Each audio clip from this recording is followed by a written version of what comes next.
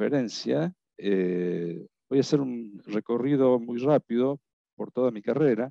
Un poco algunas cosas ya las dijo el doctor Macaño. El título que le puse es el diseño de nuevos materiales inorgánicos, un recorrido desde la química inorgánica hasta la física de la materia condensada, que ya se verá por qué. Bueno, respecto de mis orígenes, yo nací en la localidad de Arias, que está aquí en este punto, ¿sí? Al lado del límite con la provincia de Santa Fe, y es una localidad que está a 210 kilómetros de Rosario y a 370 kilómetros de Córdoba, ¿sí? Esto lo remarco porque yo me vine a Córdoba junto con mi familia, por supuesto, tenía 13 años, en el año 1971. Y si mis padres no hubieran tomado esa decisión de venirnos a Córdoba, no estoy muy seguro si hubiera podido estudiar en la universidad, porque eso implicaba mudarme a Córdoba, ¿sí? O a Santa Fe, perdón, o a Rosario, y vivir muy probablemente por la condición humilde de mi familia en una pensión. Y bueno, eso no es lo mismo que estudiar viviendo con la familia de uno, así que la diferencia fue notable, ¿sí? ¿De dónde salió mi vocación por la química? Yo esto lo cuento porque realmente la impronta que tuve en la escuela primaria en Arias, la Escuela Remedios de Escalada de San Martín, fue muy grande porque había una maestra que en los 2 últimos años de la escuela primaria, Chela Morevieta, hacía el laboratorio de ciencias. Hay que ubicarse un poco en el espacio y en el tiempo, ¿sí? Esto era a finales de la década de 1960, concretamente 1968 y 1969, en una localidad de aproximadamente 5.000 habitantes, lejos de los principales centros urbanos. Y sin embargo, esto ocurría en esa escuela y eso hizo que yo a los 12 años ya había decidido que iba a estudiar química. Probablemente no sabía muy bien lo que era la química, pero ya lo había decidido y nunca lo cambié, ¿sí? Así que estoy eternamente agradecido a esta maestra porque inculcó la vocación por la química ya desde la escuela primaria.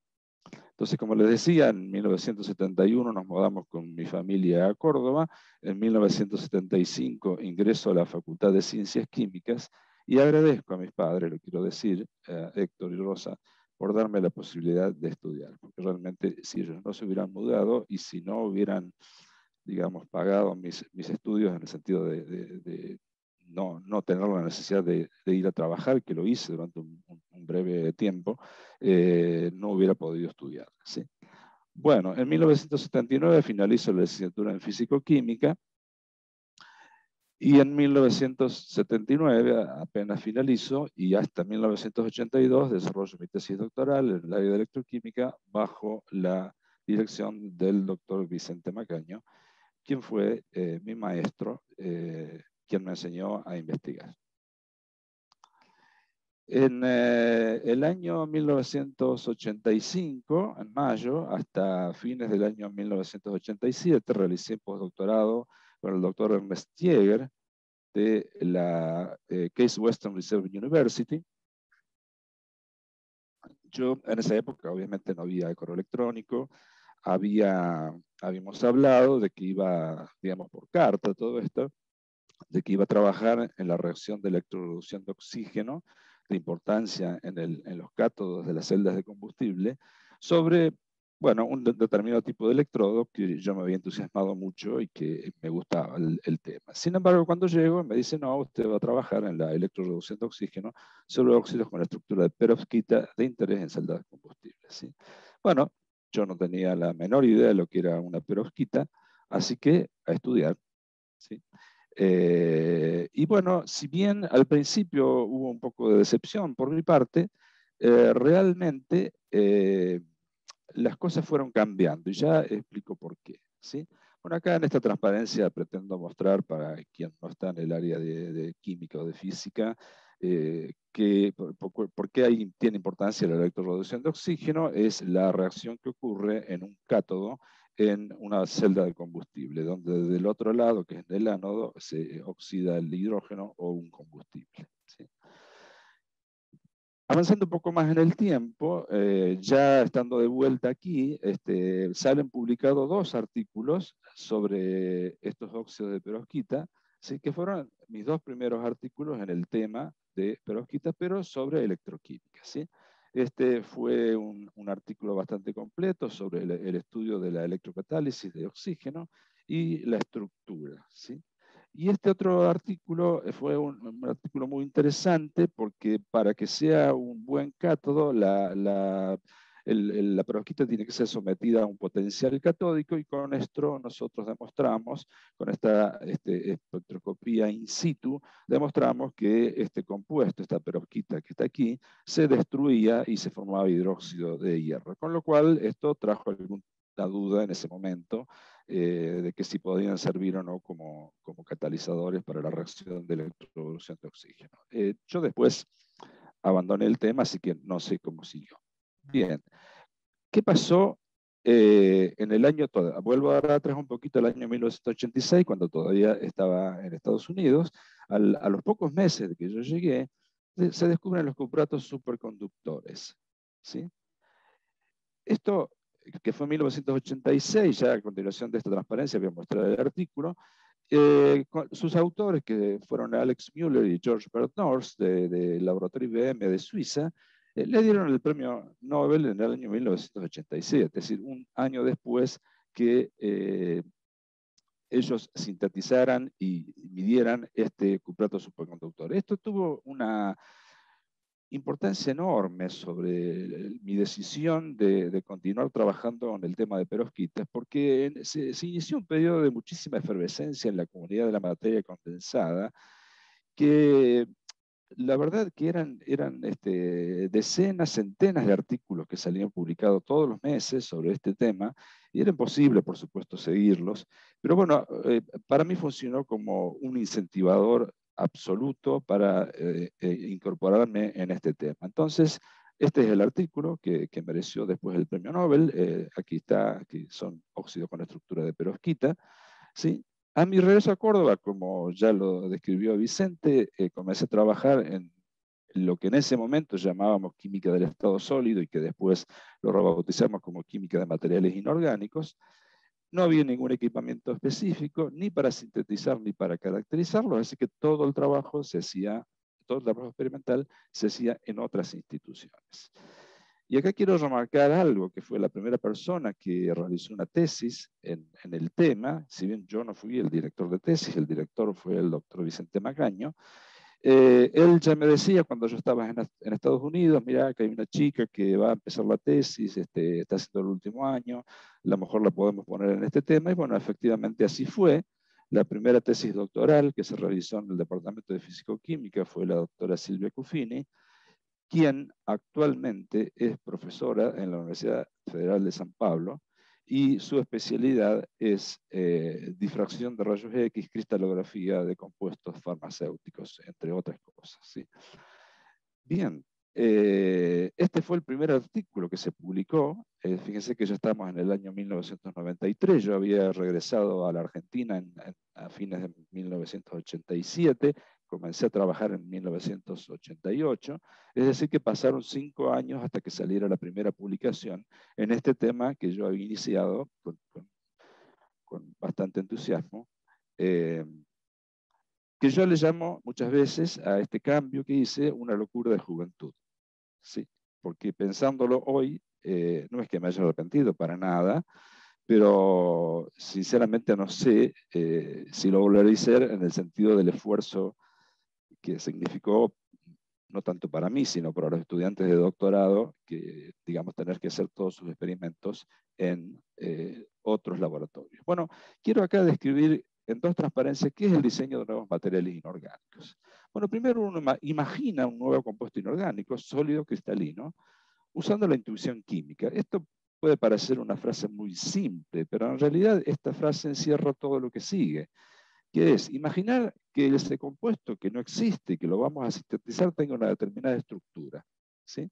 Ahí está entre paréntesis, posibles estructuras, son enorme la cantidad de posibles estructuras, y se tienen en cuenta todos estos factores que están aquí, descritos de manera muy sencilla y muy rápida, ¿sí?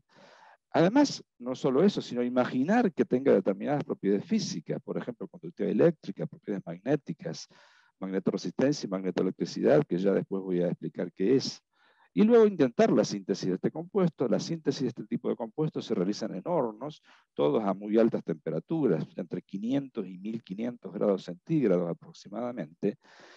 Y luego identificar si el compuesto se ha producido o no a través de la técnica de difracción de rayos X de polvos, técnica en la cual el grupo, todos los integrantes del grupo, todos los estudiantes de doctorado que fueron pasando por el grupo, se fueron especializando. Si el compuesto se sintetiza exitosamente, luego, entonces, estudiar la estructura por medio de difracción de rayos X o de neutrones de polvo y estudiar sus propiedades físicas. A mí me gusta mucho mostrar siempre este cuadro porque es como un diagrama de flujo de cómo es esto que acabo de describir y quizás esto sea un poco más entendible, ¿sí? Empezamos por el diseño, donde aplicamos la química inorgánica y también un poco de física. Luego hacemos la síntesis, es una síntesis inorgánica, ¿sí? Luego hacemos cristalografía, difracción de rayos X y de neutrones, perdón, luego hacemos la identificación. Estaba saltando esta etapa, muy importante. Y esto es importante porque para poder trabajar con un nuevo compuesto sólido es necesario sintetizarlo con 100% de pureza. ¿Por qué? Porque no es lo mismo que un líquido o un gas, que existen métodos de separación. En el caso de los sólidos no existen métodos de separación y por lo tanto, si el compuesto no está 100% puro o digamos 99% puro, no se puede trabajar. Y si ese 1% de impureza que tiene está interfiriendo en las mediciones, tampoco se puede trabajar, ¿sí? Bueno, y luego pasamos a la etapa, que es la física de la materia condensada, que son todas estas mediciones que están aquí, más muchas otras cosas experimentos que se pueden realizar y que algunos de ellos lo vamos a ver en algunas de las publicaciones, ¿sí? Bueno, difracción de rayos X de polvos, dije que el grupo se había especializado, es una herramienta esencial para realizar nuestro trabajo de investigación, ¿sí? Y nosotros nos especializamos a tal punto que cuando se hace una búsqueda de datos, una búsqueda en la base de datos de Scopus, utilizando solamente las palabras rayos X, polvos, difracción y filiación argentina, el resultado es el siguiente, y normalmente nuestro grupo está en el primero o segundo lugar de toda Argentina, ¿sí? Esto, bueno, evidencia, digamos, la impronta que se le dio al grupo en esta técnica y luego veremos también en lo que es difracción de neutrones, ¿sí? Bueno, aquí muestro, como tanto se habla de la estructura de perovskita, muestro cómo es una estructura de perovskita. Las esferas verdes representan, bueno, en este caso he tomado un ejemplo particular, que es el estroncio, titanio, oxígeno 3. El estroncio más 2, que es el estado de oxidación que posee el estroncio, es un catión grande, ¿sí? El titanio es un catión pequeño que está en el centro de un octaedro y los oxígenos o iones óxido están a los vértices de un octaedro regular, ¿sí? Si tomamos otra visión distinta, otro ángulo para mirar la estructura, bueno, lo que vemos, esto es lo que se llaman estructuras de empaquetamiento compacto, que son estas capas que están aquí de las esferas verdes y rojas, o sea, es empaquetamiento compacto de estroncios con titanios, y los cationes, que en este caso he vuelto un poco al primer trabajo que publicamos con la tesis de Silvia Coffini, que puede ser rutenio o titanio. Fíjense que aquí lo que vamos haciendo en ese trabajo, lo que se hizo es ir reemplazando titanio por rutenio. Y lo que pasa generalmente en estos casos es que las propiedades varían desde las del titanato de estroncio, que sería con X igual a 0 aquí, que es un aislante no magnético, hasta las del rutenato de estroncio, que sería el X igual a 1 aquí, ¿sí? Que es un conductor de la electricidad y es magnético. Solo por mostrar una figura o dos figuras, ¿sí? Aquí se ve, por ejemplo, la de la derecha, que se ven las propiedades de conductividad eléctrica o de resistividad, que cuando el valor de X es muy pequeño, o sea que tiene primordialmente titanio, es típico comportamiento de un aislante, esto que está aquí, mientras que cuando se enriquece en rutenio es el típico comportamiento de un conductor metálico, ¿sí? Esto lo tengo que mencionar porque si no algunas cosas no se van a entender, y que es como, ¿qué ocurre con las interacciones de los orbitales de del metal con los orbitales p del ion óxido. Para los que no están en las ciencias duras o para los que no están en física o en química, ¿sí? O que bueno, no conozcan sobre este tema, hablar de orbitales es hablar un poco de la distribución de la densidad electrónica en los alrededores de un átomo o ion. ¿Sí? Entonces aquí lo que se muestra es la forma que tienen las distribuciones de las densidades electrónicas y la interacción que hay entre ellos. Entonces no va a ser lo mismo la interacción que ocurre cuando supongamos, rutenio con este óxido, con este rutenio están en línea recta, están a 180 grados, que si este ángulo se aleja mucho de 180 grados, digamos, la interacción va a ser distinta. Aquí hay un ejemplo, si comparamos con el dibujo que teníamos de la estructura del titanato de estroncio, que es una estructura de una perovskita sin ningún tipo digamos, de cambios en la estructura, es un compuesto cúbico sin ninguna distorsión. Esta es una estructura muy distorsionada porque el lutecio, que es el último de los cationes de los lantánidos, ¿sí? Es un ion muy pequeño, aquí está representado como esferas verdes, y al ser tan pequeño, estos octaedros que contienen en el centro, bueno, en este caso es un níquel, y los 6 óxidos a su alrededor, se tienen que rotar de esta manera muy exagerada, haciendo que el ángulo ahora entre níquel, oxígeno y níquel ya esté muy lejos de 180 grados. Observar que ese ángulo está realmente muy lejos, debe estar en los alrededores de 150 grados. Como expliqué entonces en la transparencia anterior, las interacciones entre las nubes electrónicas van a ser modificadas respecto de cómo hubieran sido si este efecto no hubiera ocurrido. Es decir, que indirectamente nosotros a través del radio, del catión, que en realidad no está aportando el magnetismo, porque el lutecio es un ion diamagnético, pero sí va a cambiar las propiedades eléctricas y magnéticas a través de estas rotaciones. ¿Sí? Bueno, siguiendo con la historia, hubo algo muy importante que sucedió en 1990, que es que el doctor Francisco de la Cruz me invitó a hacer una estadía de 45 días en el laboratorio de bajas temperaturas del Centro Atómico Bariloche, y la verdad es que eso para mí fue extraordinario, a pesar de que en ese momento yo no hice ningún trabajo del cual hubiera luego alguna publicación. Fue fundamental para que yo me empezara a contactar con los físicos de la materia condensada. Agradezco infinitamente a Francisco de la Cruz, porque probablemente él no lo sepa, para mí significó algo muy importante. Gracias a esto conocí al doctor Julio Gimpel, que además de mi amigo, somos coautores de 6 artículos, y a la doctora Gladys Nieva, que además de también mi amiga, somos coautores de 7 artículos. ¿Sí? Y también han sido ambos codirectores en algunos casos, o directores de alguna tesis que yo he dirigido o he codirigido. Y después hubo algo aún mucho más importante, y que es que en septiembre de 1993 me invitaron a dar una conferencia en Santiago de Compostela, ¿sí? A donde conocí a este investigador, el doctor José Antonio Alonso, del Instituto de Ciencias de Materiales de Madrid, que depende de la CSIC en España, un especialista en materiales inorgánicos. ¿Sí? Yo en ese momento no sabía con quién estaba. Hablamos media hora, ¿sí? Éramos muy jóvenes, en el año 1993. Hablamos media hora, intercambiamos emails, eran los años que, bueno, hacía poco que había emails, y bueno, escribimos un proyecto, lo presentamos a CSIC y CONICET, y obtuvimos el primer proyecto de cooperación entre los dos grupos.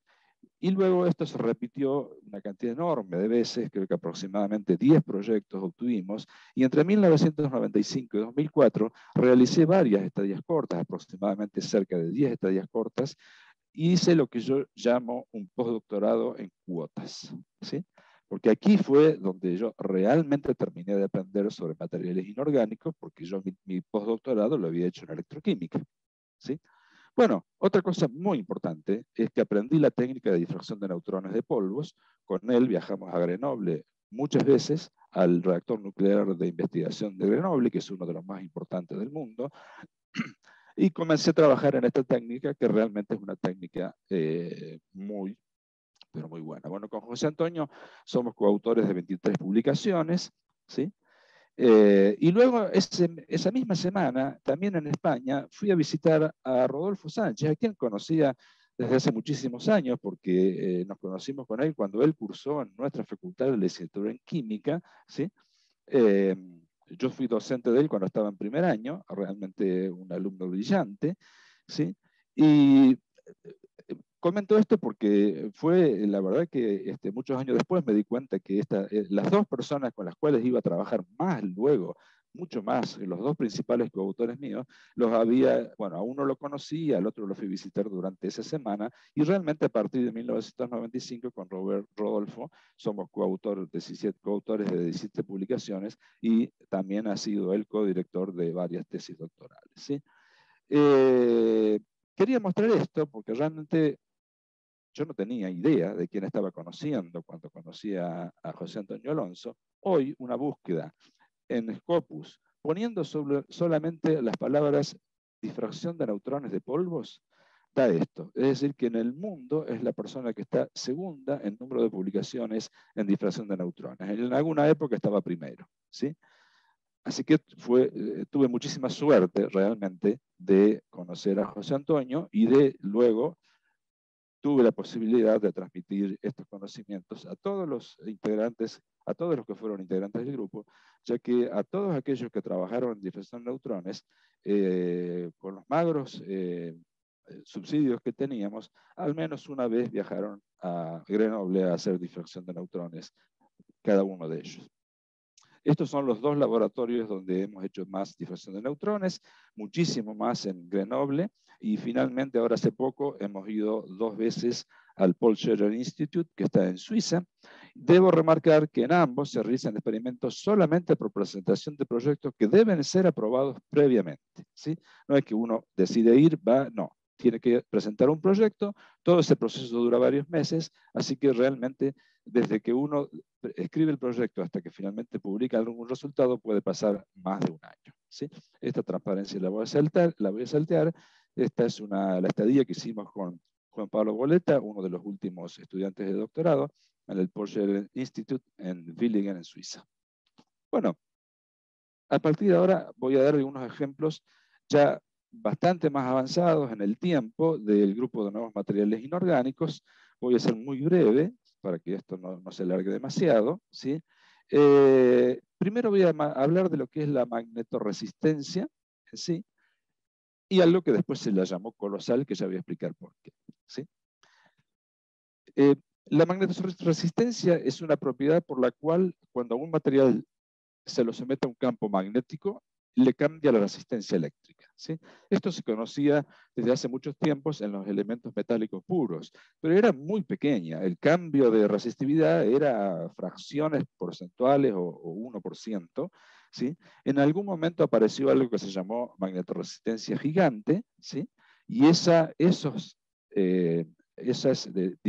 dispositivos que tienen magnetorresistencias gigantes, hoy en día son los lectores de cabezales de lectores de discos duros, de computadoras, ¿sí? Bueno, ¿por qué se le llamó colosal a esta magnetorresistencia? Porque era aún mayor que la gigante, entonces había que ponerle un nombre que exaltara, ¿sí?, lo que esto significaba. Y aquí quiero mostrar este gráfico, ¿sí? Quiero remarcar que la temperatura ambiente está aquí, esto está en la escala Kelvin, 300 Kelvin es más o menos temperatura ambiente. A temperatura ambiente el incremento de la resistividad, perdón, el decrecimiento de la resistividad con el campo magnético que pasa de 0 a 4 Tesla es muy pequeño. Pero a aproximadamente 250 Kelvin, no, 225 Kelvin, ¿sí? El efecto es enorme. Esto es más o menos 50 grados centígrados bajo cero. Puede parecer muy bajo, pero no lo es tanto. ¿Por qué? Porque cuando cuando aparece en bibliografía o cuando uno en su grupo encuentra algo así, eso puede permitir que luego se hagan cambios y se haga esto que se llama el diseño de nuevos materiales y se consiga mejorar esta propiedad y que esta propiedad ocurra a temperaturas mayores que el ambiente. Y eso sucedió al año siguiente. Bueno, acá mostraba, esto es cómo evolucionó la densidad de gigabyte por centímetro cuadrado, ¿sí?, con la aparición de la magnetorresistencia y con la aparición de la magnetorresistencia gigante, ¿sí?, que realmente crece enormemente. Bueno, les decía, en 1998 salió una publicación en Nature que este compuesto, que es una perovskita doble, ya les voy a mostrar un dibujo de una estructura, presentaba magnetoresistencia a temperatura ambiente. 300 Kelvin, que es más o menos temperatura ambiente, aquí se ve el efecto magnetoresistivo, ¿sí? Bueno, nosotros justo en ese momento estamos trabajando en colaboración con, además de con José Antonio Alonso, con el doctor José Pedregosa de la Universidad Nacional de San Luis, ¿sí? Con quien somos coautores de 13 publicaciones. Estamos trabajando en ese tema, ¿sí? Y bueno, casi inmediatamente, hay que tener en cuenta que desde el momento en que obtuvimos los resultados y hasta que pudimos hacer difracción de neutrones, ¿sí? Y poder terminar todos los experimentos y publicar, bueno, el artículo demoró un par de años, pero bueno, nosotros pudimos encontrar un material con magnetoresistencia colosal en una perovskita de doble muy parecida a esta que habían publicado, pero con cobalto y molibdeno en el sitio en el cual van los metales de transición, ¿sí?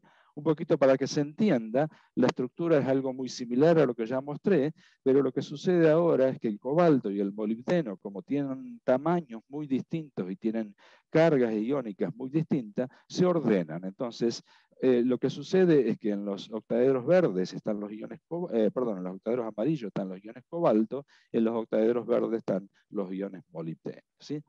Esto era para mostrar, ya que hablé tanto de difracción de neutrones, lo que es un patrón de difracción de neutrones. Los puntos experimentales son los círculos, ¿sí? Y la línea continua es lo que nosotros reproducimos de manera teórica, que no voy a tener tiempo de hablar en esta conferencia, ¿sí? Bueno, ¿qué pasó? Bueno, el compuesto en sí mismo, tal como estaba preparado, era un compuesto con una alta resistencia, ¿sí? Pero cuando a este compuesto lo tratábamos térmicamente a una temperatura alta, aproximadamente creo que eran 700 grados centígrados, en una corriente de hidrógeno gaseoso, eso lo que hace es quitarle oxígenos. Eso se llama reducir el compuesto.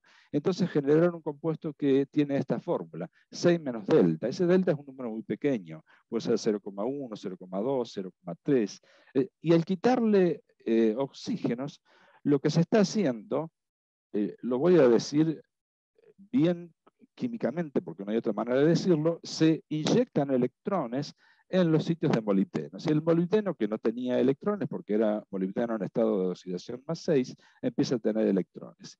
Eso hace que el compuesto se convierta en un compuesto magnético. Aquí se ve cómo aumenta la magnetización a temperatura muy por encima de la ambiente. Esto es temperatura ambiente. Estamos unos 80 o 70 grados centígrados por encima de la temperatura ambiente y se mantiene esta magnetización hasta temperaturas muy bajas. Estábamos muy exaltados cuando vimos este resultado porque, bueno, habíamos convertido al material en lo que se necesita mínimamente para que un compuesto sea magnetorresistente, y que es que sea conductor o semiconductor y que además sea magnético. Y efectivamente, el compuesto resultó ser magnetorresistente, ¿sí? Solo que es magnetorresistente, aquí esta curva es a 12 Kelvin, es una temperatura muy baja, ¿sí? Son aproximadamente 260 grados bajo cero, pero bueno, estas cosas tienen importancia desde el punto de vista básico, ¿sí? Nosotros en ese momento supimos que el cobalto más 2 aportaba al momento magnético y que el molibdeno más 5 aportaba a los electrones para la conductividad eléctrica, ¿sí? La siguiente propiedad que les voy a mostrar son los materiales que se llaman multiferroicos, ¿sí? Estos materiales son aquellos que pueden almacenar información bajo la forma magnética, polarización magnética, y eléctrica, polarización eléctrica. Esta forma de almacenar de forma magnética es lo que tienen los discos duros de las computadoras, ¿sí? Actualmente, ¿sí? Lo que se hace es generar un campo magnético muy puntual en un espacio muy pequeño, ¿sí? Se genera un momento magnético en la superficie del disco duro y eso es la numeración binaria digamos, que se pretende, digamos, grabar, un C un 0 o C un 1, dependiendo de cómo está orientado el dipolo magnético. Pero eso también se puede hacer con un campo eléctrico, a través de la polarización eléctrica.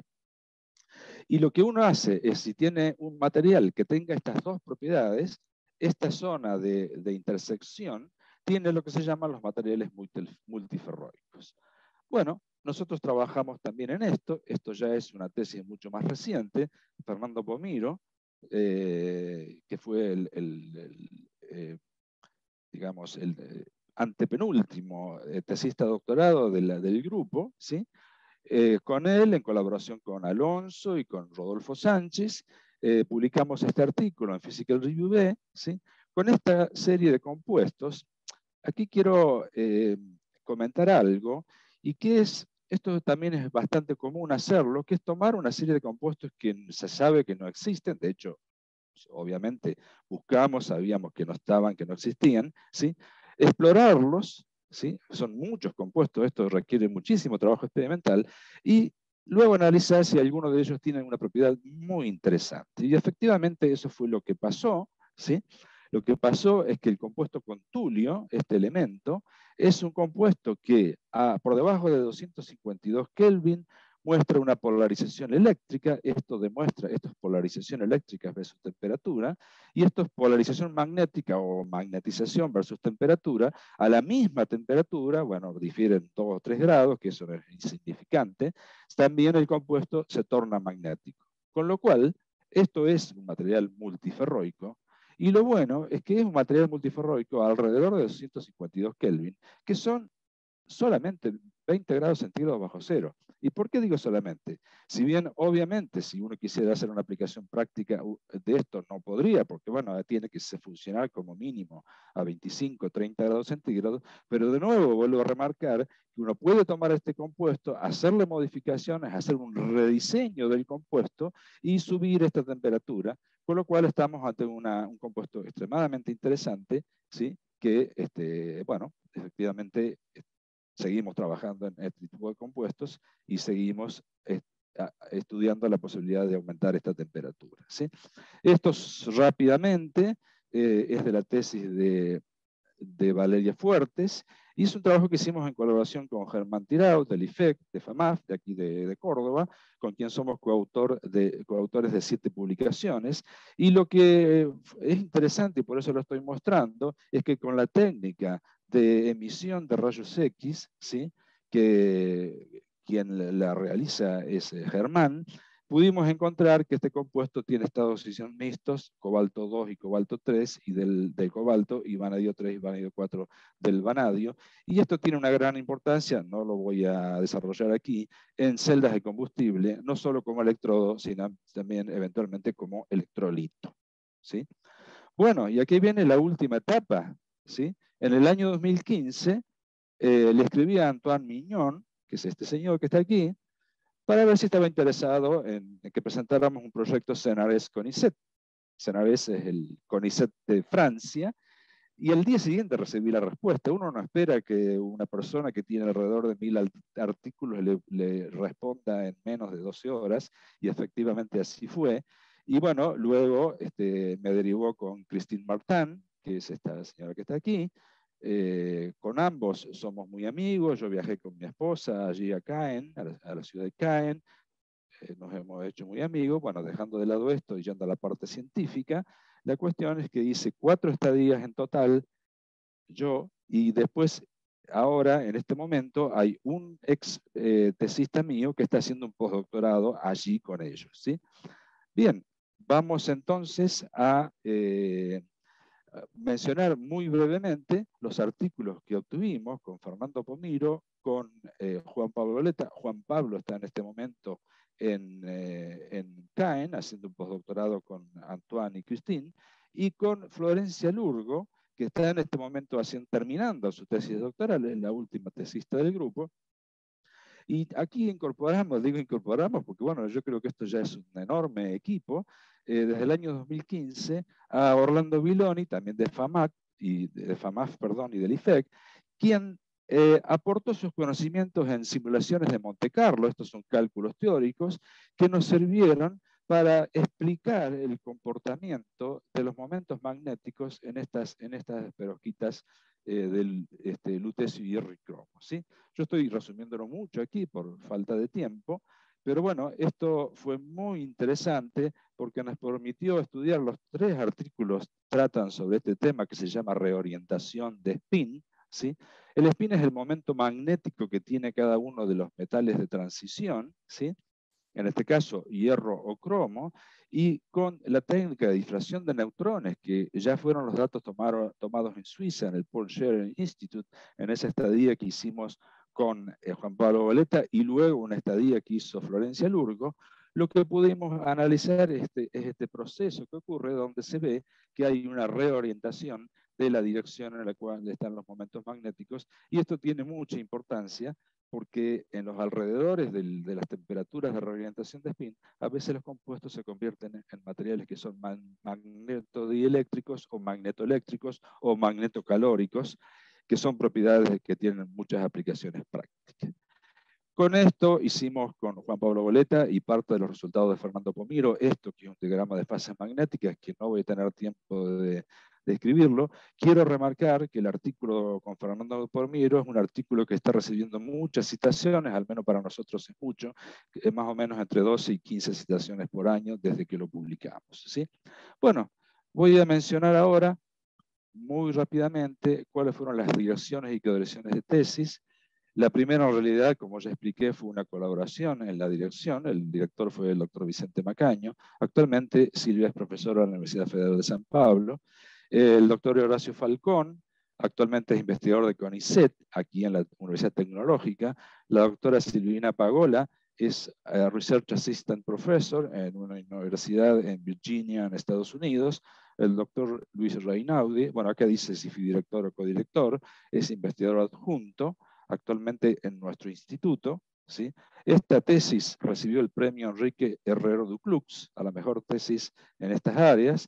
La doctora Vivian Nassif, que es investigadora responsable de la línea D2B de difracción de neutrones en el Institut Laue-Langevin en Grenoble, en Francia.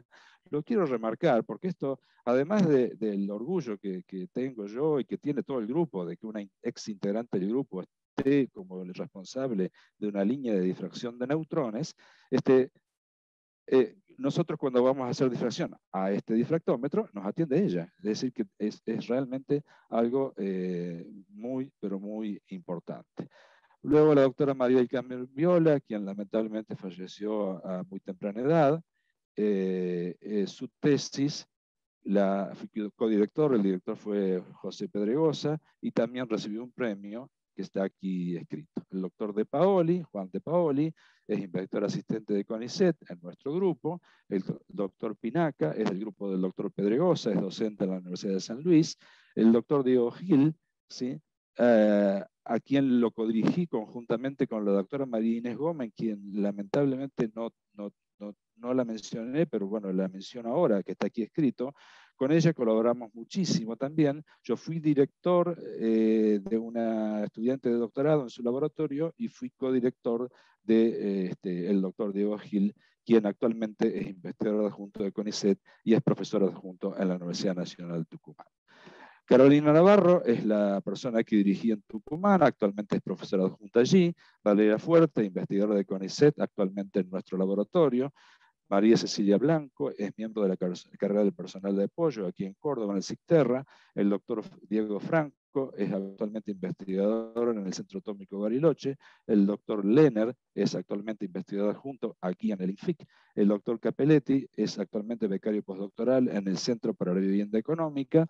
El doctor Pomiro, que se dedica a la actividad privada. La doctora Arciniaga Jaimes, que trabaja, es docente en el INFIC, pero hace investigación en el IFEC.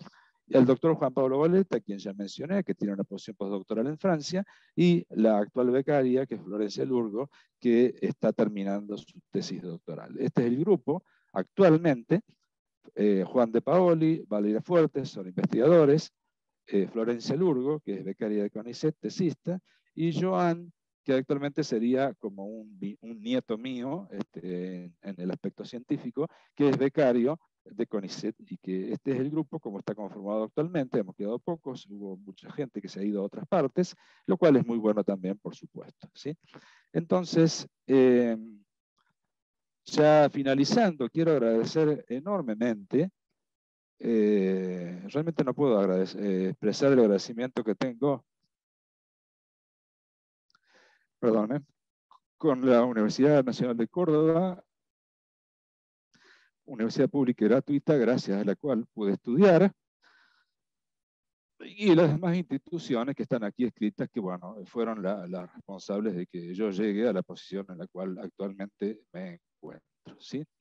Las instituciones que financiaron mis proyectos, quiero remarcar aquí algo que el doctor Macaño mencionó, pero quiero poner un fuerte énfasis, que realmente fue muy importante para el desarrollo del grupo, los proyectos de cooperación que fueron financiados por diversas instituciones que están aquí mostradas y gracias a los cuales fuimos a Francia, a España, a Brasil, a México y a Suiza, ¿sí? Y finalmente, un agradecimiento muy personal a mi esposa, que hace 24 años que me acompaña y que gracias a quien realmente he podido trabajar muchas horas, me ha aguantado muchas horas de trabajo y bueno, gracias. Y gracias a ustedes. Muchas gracias, Raúl. Una preciosa conferencia, un paso por tu vida realmente muy lindo, muy, muy agradable. Vicente, no sé si querés decir algo, si alguien quiere hacer una pregunta o algún comentario. Con gusto respondo. Aprovecho para hacerle una pregunta. Sí, cómo no. Desde muy lejos de su área, ¿no es cierto? ¿Algunos de estos materiales están fabricados ya en alguna escala comercial, por así decir? Bueno, me viene muy bien su pregunta, se la agradezco, porque cuando yo hablo de ese diagrama de flujo, sí que mostré, generalmente se lo digo a los estudiantes de doctorado cuando recién inician para que no se decepcionen, que uno imagina un material y lo sintetiza probablemente con un 100% de probabilidad de tener éxito, 95%. ¿Sí? Luego que tenga la propiedad que uno imagina, ya la probabilidad de éxito es bastante menor. Y por último, que esa propiedad la tenga por encima de temperatura ambiente es bajísima, ¿sí?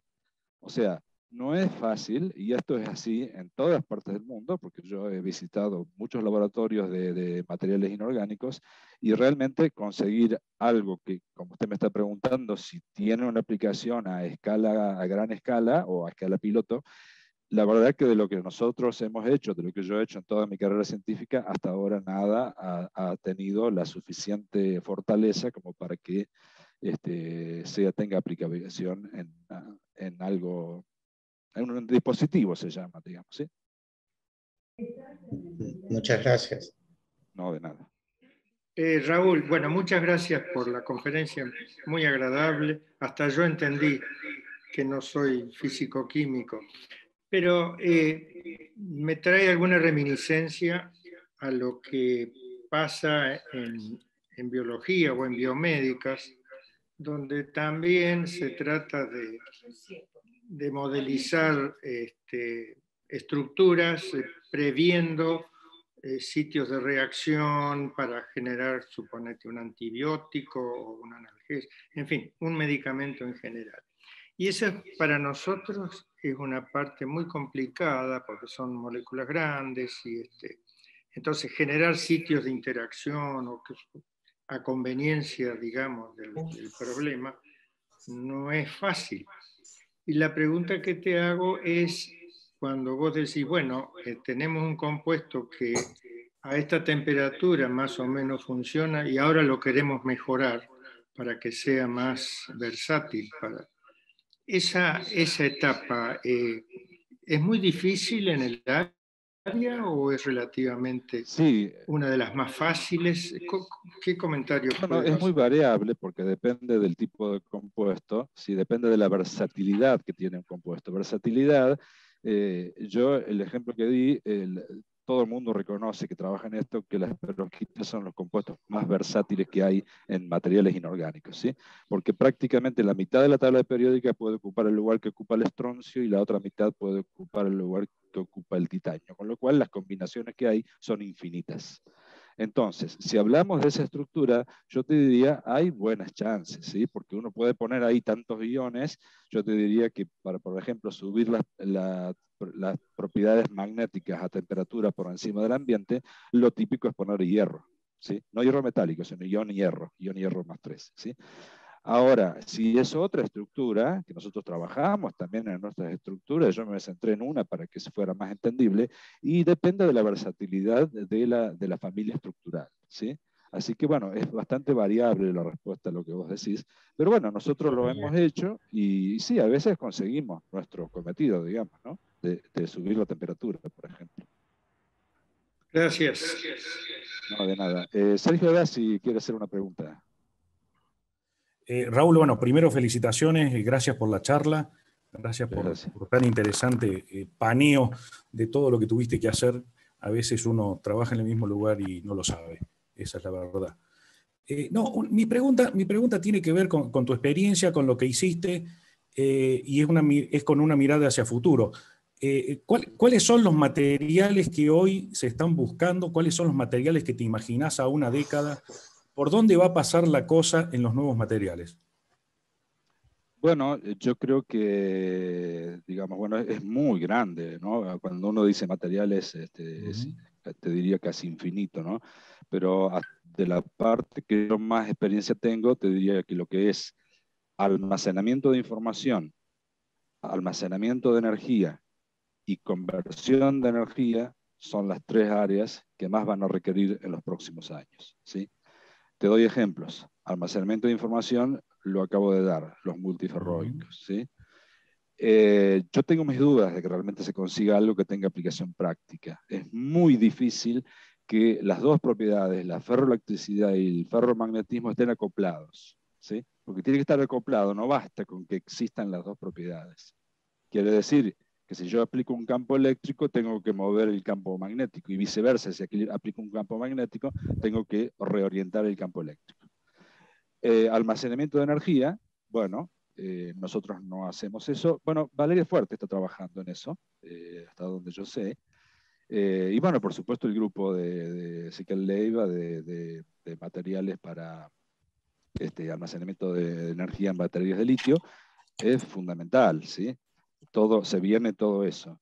Y conversión de energía, nosotros estamos trabajando algo, es muy incipiente, la tesis de Florencia Lurgo, la mitad de la tesis, fue sobre unos materiales que se llaman termoeléctricos. Son materiales que ante una diferencia de de temperatura, ante una diferencia de temperatura, generan una diferencia de potencial eléctrico.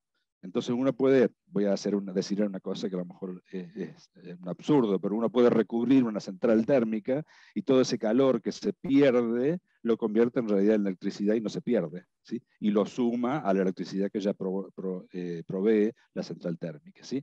Esos son objetivos a 10, 20 o 30 años, ¿sí? Esas tres cosas, hasta donde yo sé, pero evidentemente debe haber muchas otras cosas que yo no conozco. Un gusto escucharte. Raúl, más allá de todos los agradecimientos que se te puede dar en este momento, tengo una preguntita. La verdad que no conozco muy bien el tema de las perovskitas, pero me surgió la duda si es posible decapar en láminas estos materiales a través de algún mecanismo, o sea, exfoliación o lo que sea, y poder tener estos materiales bidimensionales, que supongo que pueden llegar a tener propiedades electrónicas muy, muy interesantes. ¿Hay algo de eso? ¿Puedes hacer algún comentario? Y bueno, felicitaciones y muchas gracias. Bueno, muchas gracias, Marcelo. Muchas gracias por tus palabras. Marcelo, el caso de perovskitas, a ver, perovskitas en sí mismo, lo que yo mostré, no se pueden decapar, son sólidos tridimensionales, ¿sí? No tienen estructura laminar, pero lo que sí uno puede hacer es lo que se llama un crecimiento epitaxial sobre monocristales que tengan estructura de perovskita. Lo más común es utilizar monocristales de titanato de estroncio, una placa de titanato de estroncio monocristalino, y depositar en ultra alto vacío una perovskita que ha sido sintetizada en polvo. Eso produce una capa muy delgada que tiene una orientación preferencial, ¿sí?, de cierto plano cristalino, ¿sí? O sea, eso no sé si sirve para lo que vos estás pensando. Pero sí trabajamos en la tesis de Florencia Lurgo con unos materiales que son bidimensionales, que son unos materiales que tienen la estructura de yoduro de cadmio y de cloruro de cadmio, ¿sí? Que son bidimensionales prácticamente como el grafito, digamos, ¿sí? Porque hay una unión que es covalente entre los iones yoduro, ¿sí? Que obviamente tiene una fuerza, digamos, no covalente, fuerza tipo Van der Waals, ¿sí? Y eso los podés mover, los podés, digamos, podés cortar, podés correr y se pueden hacer materiales en lámina. Y bueno, si hay algo que te interesa, se puede trabajar sobre ese tipo de compuestos. Y tengo una pregunta cortita. Las perovskitas empezaron a sonar muchísimo en la parte de energía solar los últimos años como una opción muy barata y muy promisoria. Quería saber si tenías algún comentario de último momento, digamos, de últimas novedades al respecto. Sí, son compuestos que son muy distintos de todas estas perovskitas que yo mencioné. Son compuestos, primero, que el método de síntesis generalmente es por precipitación, ¿no? Yo no soy un experto en ese tema, pero hasta donde yo sé, son compuestos que se obtienen por precipitación en solución acuosa, ¿sí? Generalmente son además nanocristalinos, ¿sí? Y no tienen la diversidad que tienen todos estos otros compuestos, que uno le mete prácticamente la mitad de la tabla periódica en cada uno de los sitios. Se llaman sitio A, que es el catión grande, y sitio B, que es el catión chico, ¿sí? En general, si no estoy equivocado, tienen plomo, ¿sí? Que es el catión grande, ¿sí? O puede ser también algún radical, digamos, como el amonio, pero que en lugar de tener hidrógenos tenga radicales orgánicos, ¿sí? O sea, son muy distintas, ¿sí? Son pero muy distintas. En el método de preparación y en la diversidad de compuestos que se pueden preparar. Lo que sí yo he visto, porque bueno, he leído para conocer sobre el tema, para tener cultura general, digamos, lo que sí he visto es que se manejan mucho con el tema de los nanomateriales, y variando el tamaño de las nanopartículas, eso varía aparentemente las propiedades que tienen estos compuestos, pero no diría que uno tiene una diversidad de compuestos como tiene con todas las otras perovskitas. Dice, le pide a Raúl un consejo para quienes estamos comenzando con nuestras carreras independientes en el país. Bueno, Alejandro, bueno, gracias por tu comentario. Y bueno, creo que nos tenemos que sentar a tomar un café un rato largo, pero sí te diría una cosa, que por mi experiencia, hay que ponerle pasión. ¿Sí? Es el principal ingrediente para esto, es ponerle pasión. Después hay muchas otras cosas que las podemos hablar personalmente. ¿Sí? Me parece que debemos darle un muy fuerte aplauso a Raúl, que realmente ha dado una conferencia hermosa. Así que, Raúl. Bravo, Raúl.